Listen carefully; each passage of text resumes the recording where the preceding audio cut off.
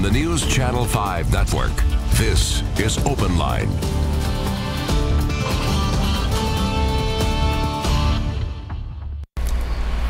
Hello everyone, welcome to OpenLine. Full house tonight. A lot of guests for a very important topic.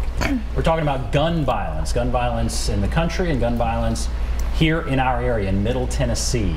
Happy to have with us a panel to discuss this.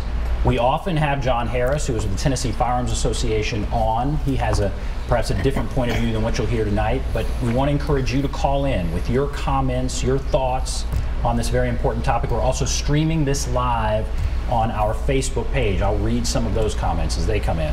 Happy to have with us Earl Jordan. He's the founder of Partners in the Struggle. Thank you for being here. Thank you, Ben. And then Alicia Baker and Talia Simmons. Both have been touched directly by gun violence and will share their stories. Earl, I want to ask you, you've started this organization. Why? What is the organization all about? Why did you start it? I started Partners in the Struggle 19 and a half years ago. My daughter, Alicia Jordan, who is a senior at Alabama A&M, born September 23rd, 1995. The same year, 1995, we had a lot of homicides, including children, and being a first-time father, you know, holding my daughter, I thought, what would I do? If something like that was happening to my child, my daughter. I have two beautiful children, my son, who was born in 1998, Dimitri, and then at the same time, I organized Partners in the Struggle. And what I wanted to do initially was to just support the families. We see so many families who are devastated by, you know, the gun violence and the murders that has transpired, not only in our city, but nationally. And I wanted to be that support. I wanted to make sure if there was an unsolved murder of their loved ones, that we was on it, and we was making sure we was putting it in front of the public's eye to make sure we can get it solved. And so basically, that's how I started Partners in the Struggle. And it's been a blessing. What about, so gun violence, what are you seeing now especially? So you started this in the 90s, and I remember there was a huge spike in murders. We're seeing another spike this year. Right. What are you seeing now in Nashville? Well, I mean, it's our youths now. I mean, I'm seeing our youths who are becoming younger and younger and younger. And as I stated, you know, I work, you know, in the school system with behavioral students, emotional therapy students, and Merle School, and just seeing how the anger is manifested inside of our youths who are so young. And these same youths, teenagers, who have now access almost every time we turn on the TV to these handguns. That's the problem that I'm having right now, which is really touching my heart, because I've been working with kids for a very, very long time. 30 years next year in 2018, we're working with kids. That's my passion. So that's where I'm at right now with our youth having these guns. It's almost like every time you turn on the TV set, there's another, you know, youth who's been killed, and then the perpetrators, you know, the killers, they're getting younger and younger. And so we must do everything in our power to make sure that we can do whatever we can to save our children, get to them right now, you know, start as young as we can to make sure we can teach them the guns are not the way. I think we also need to teach our youths, our kids, you know, different conflict resolutions that they need to know when they are faced with a situation with anyone.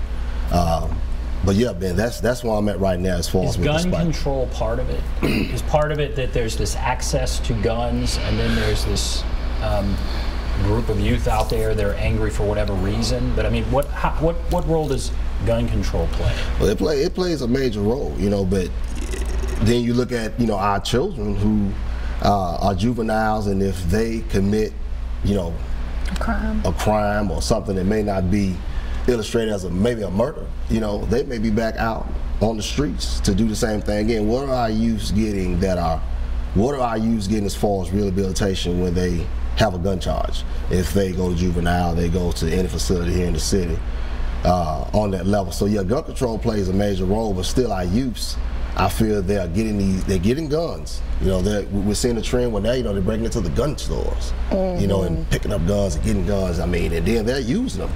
And that's that bothers me.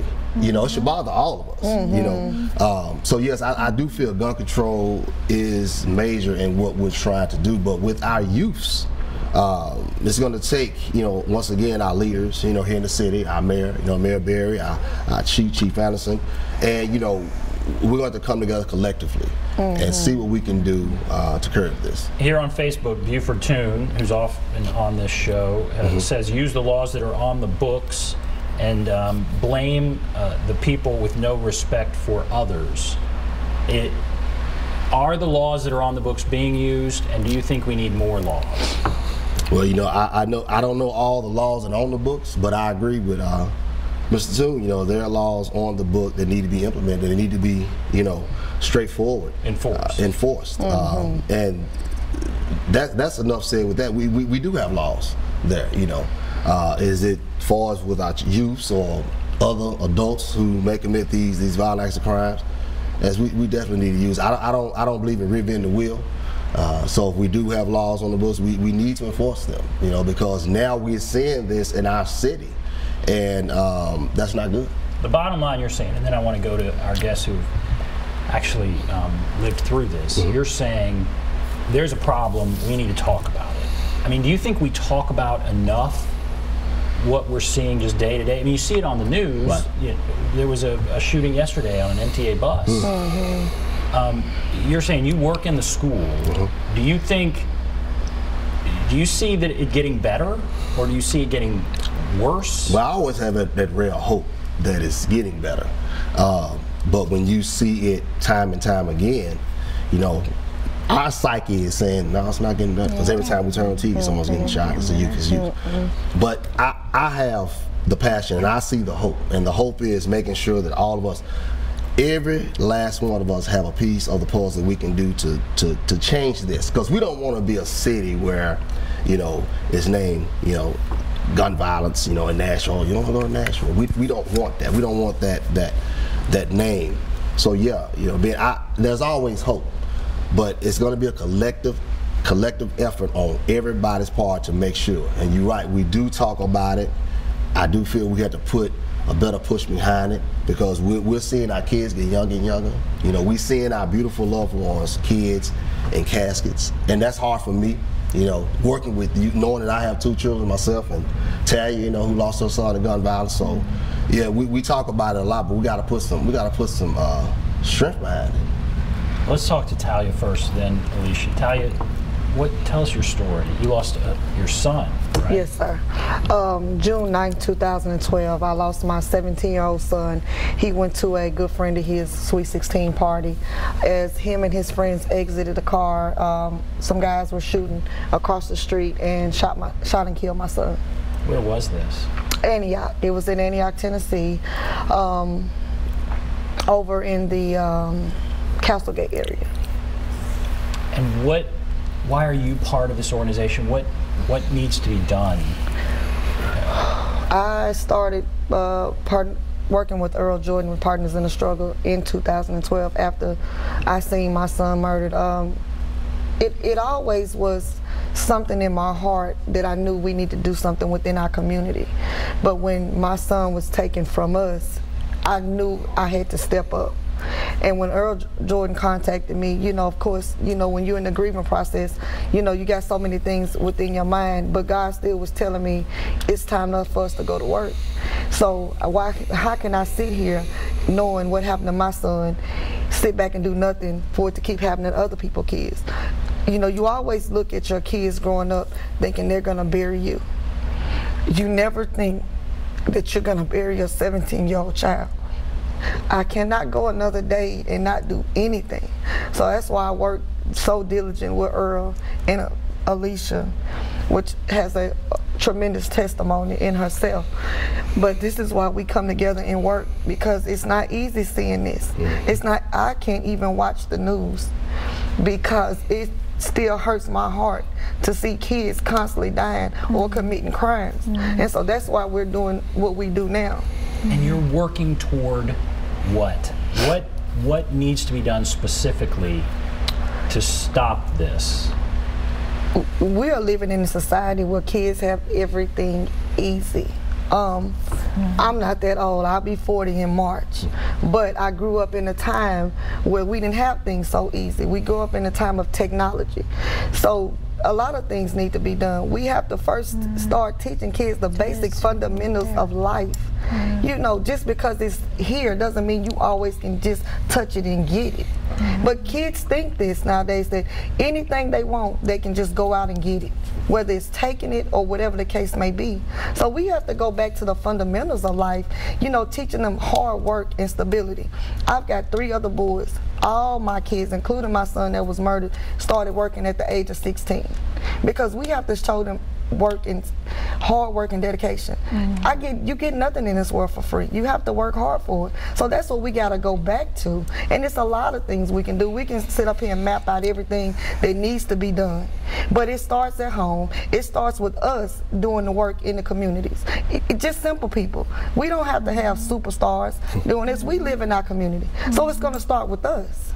So you're not saying let's pass a bunch of new gun control laws. No. You're saying we just need to talk about this. Problem solving. Oh, definitely. This is the thing. We talk about stuff when it happens. You know, I'm on social media. I'm on Twitter. I'm on Facebook. I'm on Instagram. And every time a shooting happens, everybody talks about it. Oh my God, pray for the family. Let's do this. Let's do that. A month later, I don't hear nothing else about it. You hear nothing else. Even in the school system, I've tried to do certain things in certain schools. Nobody wants to bring it to the table. They want to cover it up or hide it. Oh no, this is not a problem. We had some problems in Antioch. I live in Antioch. I've been living in Antioch since 2003. And before the church shooting, I lived 5 minutes away from the church. My kids played on that playground. My kids shoot basketball on that playground. We did an event that Saturday. We had council women telling us we don't have a problem in Antioch. The next day we had a mass shooting. So nobody wants to talk about it. They want everything to be swept under the rug. Why is that? Why do you think people don't want to talk about it? Because they don't want the stigma. But it's not about stigma, it's about lives. That's right. I want to live. I want to see my boys get grown. I want to see them have kids and get married. They don't want the stigma. It's easy to move along. It's hard to fight the good fight. Yeah. All right, we have to take a break. Several comments. Daryl Brewer saying mental health is the problem. We can talk more about that when we come back. He said that on Facebook. If you want to call in, there's the number, 615-737-PLUS, 615-737-7587. And Alicia, I want to hear your story when we come back as well. So we'll take a break. Be back right after this.